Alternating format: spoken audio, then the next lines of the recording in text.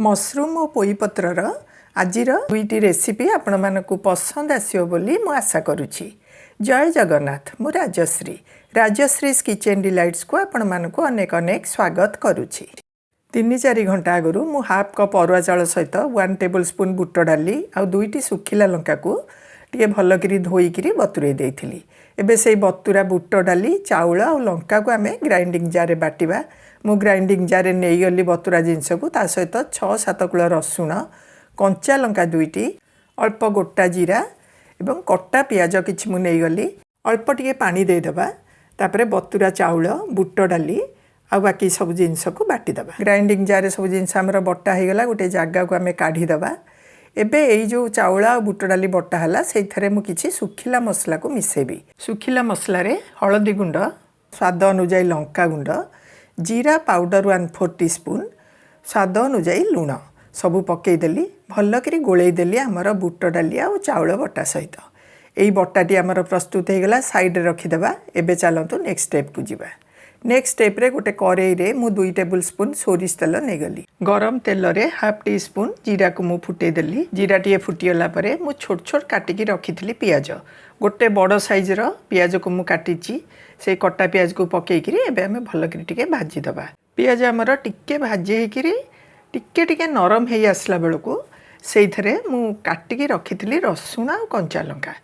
5-6टी रसुण को छोट छोट करी काटी रखी। 2-3टी कंचा लंका को भी छोट छोट करी काटी रखी।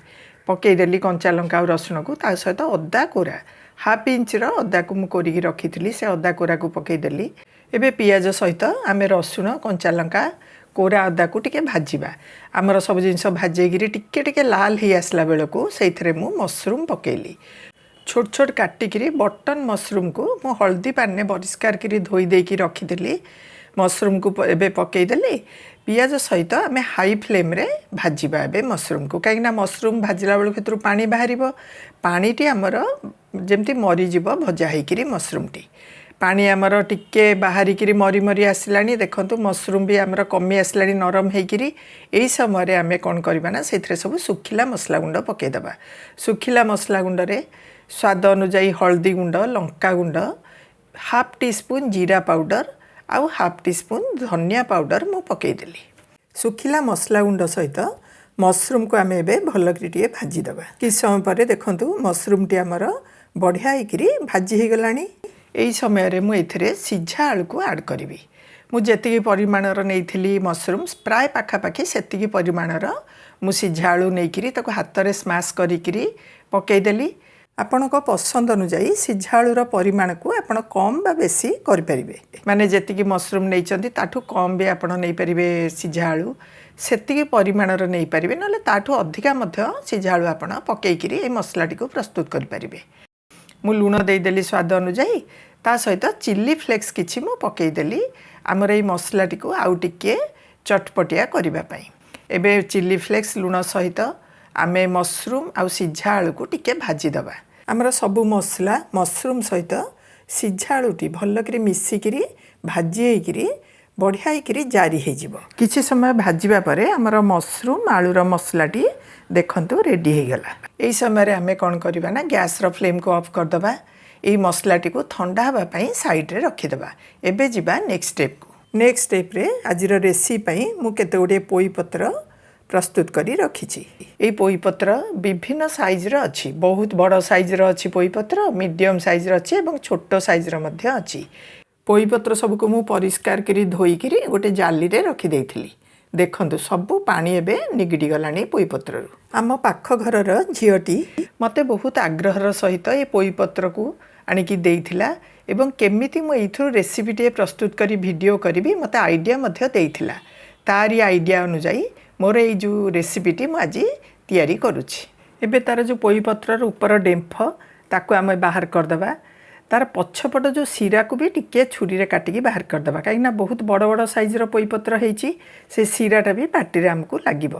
तेणु सीरा को बाहर करदेले, तार डेम्फ को बाहर करदेले। एहीपरि भाव में सबू केते गुडे सबू नुहे केते गुडे पोई पत्र को मु बाहर करी रखीदेली। एवं से जो डेम्फ आमर बाहरला ताकू मु रखिबी परे व्यवहार करी केमती आपण वीडियो रे देखिबे। एबे से पोई पत्र गोटे नहीं जावा ताको ओल्टेकी रखीदेवा जो आम मसरूम मसलाटी आम प्रस्तुत करते पूरा ठंडा हो जाइए से मसरूम मसला टी मझे देदेबा बहुत बेसी देवेनि कि बेसी कम देवेनि बहुत अधिका देले मसलाटी बाहर को बाहरी जीव आ कम देले भी आमर स्टफिंगटा कमीगले पार्टी को भल लगे तेणु पत्रर साइज देखिकी आपण मसलाटी को देवे एबे दुई साइड रू देखते एमती फोल्ड करदेली तलू फोल्ड कली ऊपर फोल्ड कली एमती चारिआडू फोल्ड करी आमर मसलाटी को भितर रहिला गोटे पॉकेट भलिया मु पोई पत्र रे तैयारी करदेली देखंतु एहीपरी भाव में गोटी गोटी करी सबू पोई पत्र रे मो मसला देदेली सेमती दुई पट साइड रू फोल्ड करी तल पटू फोल्ड करी ऊपर पटू एमती फोल्ड करी गोटे पॉकेट टे तैयारी करदेली पोई पत्रर बड़ बड़ पोई पत्रर जेतिकी सब डेम्फ काटली सबुथरे मु मसरूम मसला स्टफिंग देदेली एबे छोट पोई पत्रर डेम्फ को सेमती काढ़ी दबा तार पछ सिरा को काढ़िबा दरकार नाही कळिया पत्र पोई पत्रर साइज देखिकी अल्प टिके स्टफिंग दबा ताको एहीपरी भाव में जस्ट गोटे फोल्ड करदेबे एमती करिकिरी तीनोटी पोई पत्र नहीं गली अल्प अल्प स्टफिंग देकिरी फोल्ड करिकिरी मु गढ़ीदेली एहीपरी भाव में स्टफिंग देकिरी सबू पोई पत्र मोर रेडी हो गला नेक्स्ट स्टेप रे आमे ताको भाजिबा बाटिकी रखिथिबा चाउल आ बुट डाली रे सेई पोई पत्र पॉकेट को प्रथमे मु भाजिबी ताको बुड़ेई देली चारिपटू ताको भल करी कोट करदेली हमर पिठौ रे तापरे गरम तेल रे तावा रे गोटी गोटी करी भाजिया पई मु रखिदेली मीडियम फ्लेम रे आमे ताको टिके गोटे साइड छाड़ी दबा भाजी हवा पई भाजी हेकिरी टिके भल करी रोस्ट हे जिवो तापरे ताको धीरे करी आमे ओल्टेई दबा तापरे आरपट साइड को भी सेमती कि समय छाड़ दबा रोस्ट होया पई एही परी भाव में ओलट पालट करिकिरी दुई पट साइड रो आमे भल करी ताको भाजी दबा मु टिके प्रथमटा ओल्टेला आलू टिके जल्दी ओल्टे देली सेइथि मोर जो पिठौर कोट टिके छाड़ी गला आपण किंतु ताकू टिके टाइम देकिरी भाजिबे गोटे साइड को टिके समय देबे ताकू टे भल करी रोस्ट हबो तापरे ताकू धीरे करी आपण ओल्टेबे एही परी भाबरे स्टफिंग दबा बड़ बड़ पोई पत्र को प्रथमे मु भाजी देली तापरे जो छोट छोट पोई पत्र रे मु स्टफिंग देकी रखिथिली फोल्ड करी ताकू भी पिठो रे बुड़ेई करी मु दुई पट साइड रू भल करी भाजी देली आपण एई भजा को पखाल सहित खाइले बहुत बढ़िया लागिबो नाइ तो संध्या बेलर स्नैक्स हिसाब रे मध्ये आपण आकू खाई परिबे विशेष करी मशरूम स्टफिंग वाला एई पोई पत्रर भजाटी खाइबा को भारी भल लागि थाए एबे आउ गोटिए प्रकार मु भजा पोई पत्र रे तैयारी करिबी सहज भाव में एवं कम समय रे तैयारी होतुवा भजाटी खाइबा को स्टफिंग वाला पोई पत्र भजा परी बहुत भल लागि थाए सबू पोई पत्र को आमे ऊपर को रखिकी ताकू रोल करदबा तापर ताकू पतला पतला करी एपरी भाव में काटिदबा देखंतु पोई पत्रर परिमाण को चाहिकी आपण ता सहित पियाज काटिकी मध्य देबे मु गोटे मीडियम साइज रो पियाज नहीं गली मोर पोई पत्रर परिमाण को देखिकी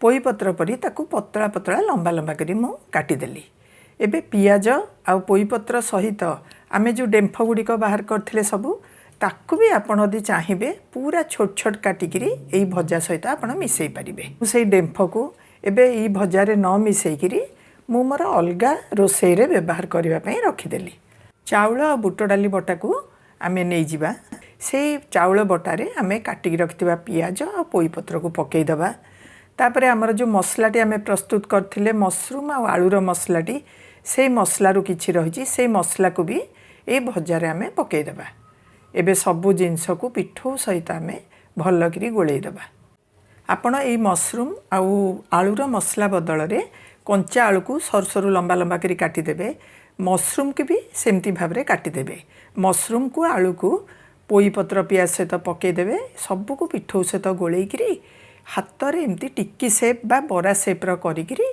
तावा रे गरम तेल रे आपण भाजिबे मशरूम आ पोई पत्रर भजाटी खाइबा को बहुत भल लगी थाए स्टफिंग देकिरी आपण मशरूम को करंतु पोई पत्र रे नहले एई भलिया टिक्की भलिया शेप रो भी भाजंतु जेमिति भी भाजंतु बहुत टेस्टी लगी थाए पोई पत्र मशरूम रो भजाटी आमे एई पोई पत्रर आ मशरूम रो बरा को उल्टो पाल्टो करदबा दुई पट साइड रो बढ़िया करी क्रिस्पी करी भाजी दबा टेस्टी आ गोटे क्रिस्पी भजा हमर रेडी हे जिवो आपण पोई पत्र मशरूम रे घरे यही दुई प्रणाली रे भजा को करंतु को भजाटी घरे बेसी भल लागिला समस्त को मते कमेंट रे निश्चित भाव में जणातु आजिर भिडियोटी जदि भल लागिला भिडियो को लाइक कमेंट एवं चैनल को सब्सक्राइब करंतु मोर वीडियो को हाइप दबा पई अनुरोध रहिला।